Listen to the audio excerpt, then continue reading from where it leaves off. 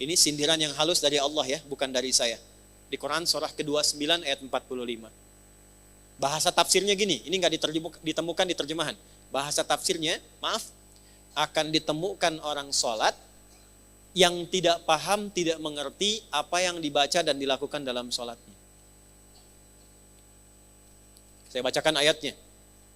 Utslu ma uhiya ilaika minal kitab. Utslu. Kalau ibu buka mushaf, di situ terjemahannya bacalah. Coba lihat, utslu terjemahannya apa? Bacalah. Ada yang bawa mushaf? Terjemahannya apa di situ? Bacalah kan?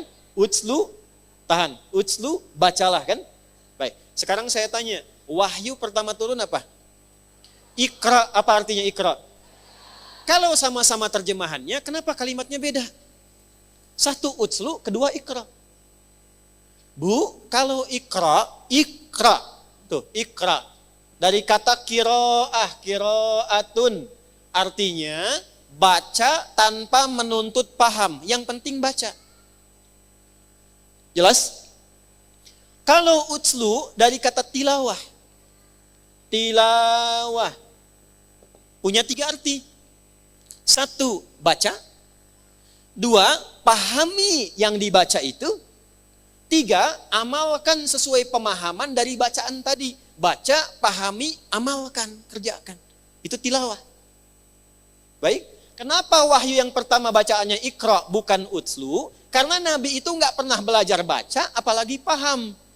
Nggak pernah sekolah, nggak pernah baca, ummi sifatnya, ummi. Ya, seperti dilahirkan oleh ibu. Ummi itu maksudnya seperti yang baru dilahirkan oleh ibunya.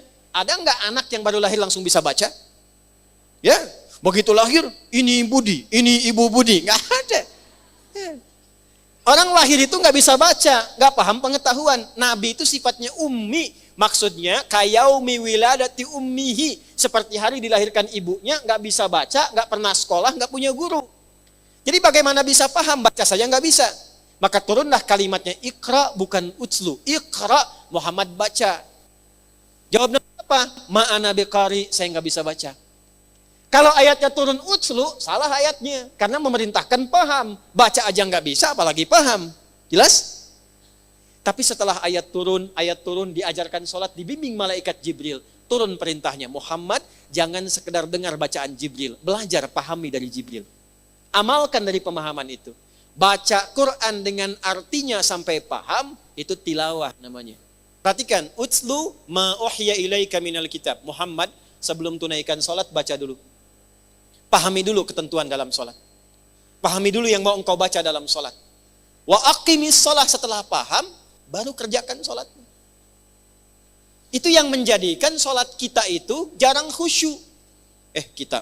Itu yang menjadikan orang-orang yang sholat itu jarang khusyuk.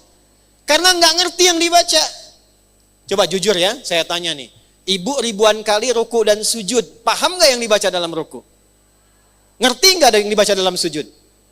Nah itu yang menjadikan ketika sholat, setan itu begitu leluasa menggoda.